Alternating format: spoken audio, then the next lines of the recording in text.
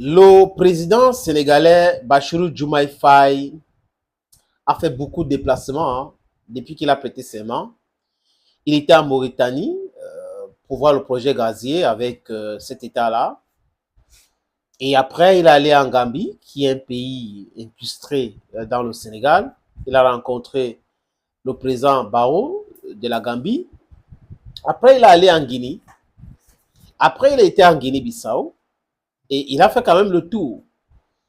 Et avant dernière visite, avant d'aller à l'AES, il était au Nigeria, où il a rencontré le président Tinubu. Il a rencontré aussi le président Nana Akufo-Addo. Mais il ne faut pas oublier qu'il a été élu sur un projet de rupture, de souveraineté. Donc, il est souverainiste. Ça veut dire quoi? Abat la France CFA, abat les bases militaires françaises en Afrique.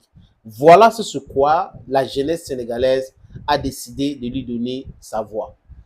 Et en tant qu'employeur, pas employeur, le peuple est l'employeur de Bassirou Diomaye Faye, il doit respecter stricto sensu ce qu'il a dit. C'est important.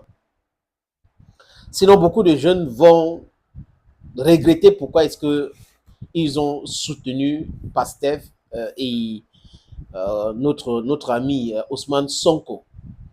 On espère bien qu'il ne va pas se détourner du projet initial, les amis.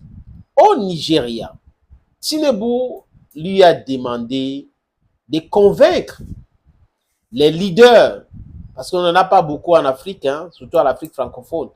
On a des leaders comme Ibrahim Traoré, Abdurrahman Tiani et Assimi Goïta. Tinubu lui demande de convaincre ces leaders-là de revenir à la CEDEAO. Il faut dire que le collège des sages de la CEDEAO s'était réuni aussi à Abidjan, en Côte d'Ivoire, où ils ont demandé de faire une refonte de la CEDEAO et condamner l'attitude de la CEDEAO de ne pas soutenir les États en proie du terrorisme et autres, et décider plutôt de venir installer un monsieur qui apparemment fait la promotion de terreau. Suivez bien mon regard, les amis, je ne vais pas prononcer le nom du monsieur. Donc, Tinubu, lui, le va-t-en-guerre, qui voulait en découdre avec Ibrahim Traoré, Abdurrahman Tiani, les amis, décide d'envoyer en mission Bassirou Diomaye Faye. Bassirou Diomaye Faye fait escale au Ghana où il rencontre le président Nana Akufo-Addo. Le président Nana Akufo-Addo tient le même discours. Ça veut dire que si vous écoutez le discours de Tinubu et le discours de Nana Akufo-Addo, vous comprenez que ces dirigeants-là ont été dans le non-sens. Ils ont fait les mauvais choix et aujourd'hui, ils regrettent ce qu'ils ont fait comme choix. Parce que c'est en train de tuer ce qu'ils appelaient CEDEAO là. Ils disent, oh, on est fort, on est... château les quatre, les amis. Et Bassirou Diomaye Faye avait dit que oui, il va faire le déplacement, il va essayer de discuter. Et ce qui m'a intrigué, c'est que avant qu'il annonce rapidement ses différentes visites dans l'AES, Ousmane Sonko avait déjà annoncé qu'il ira en Guinée et les pays de l'AES. Bon, peut-être qu'ils se sont entendus que le président doit d'abord faire le déplacement avant que le président ne se déplace. Mais nous tous, nous savons qui est le vrai président. Les amis, c'est juste comme ça, hein, c'est pas une polémique parce que les polémiques en ce qui concerne le Sénégal aujourd'hui, politiquement parlant, sont inutiles. On observe ce qui se passe tout en espérant que M. Bassirou Diomaye Faye ne va pas gaffer quelque part parce qu'il peut faire des faux pas. On va le corriger directement, on va tirer son attention, le taguer même 1 million, 2 millions, 3, 5, 6 millions de fois pour qu'il puisse comprendre que ce n'est pas la blague. La jeunesse africaine aujourd'hui veut son indépendance.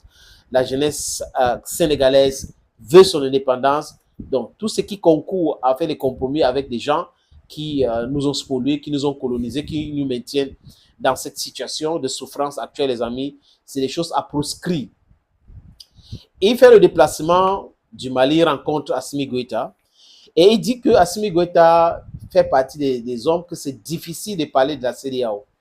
Il ne souhaite pas écouter les histoires de la CEDEAO. Et il a dit que c'était un peu difficile avec lui, mais il était réceptif. Il a échangé par rapport à ça.